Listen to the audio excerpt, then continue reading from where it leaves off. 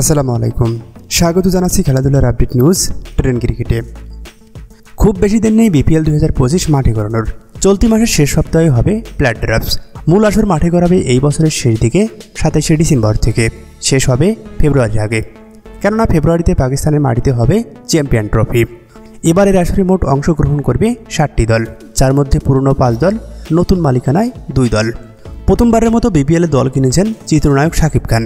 সব আসরকে ছাড়িয়ে যাবে এবারের আসর, এমনটা মনে করছেন ক্রিকেট বিশ্লেষকরা। থাকবে আইপিএল বিগ ব্যাশের মতো উন্নত মানের প্রযুক্তির ছোঁয়া।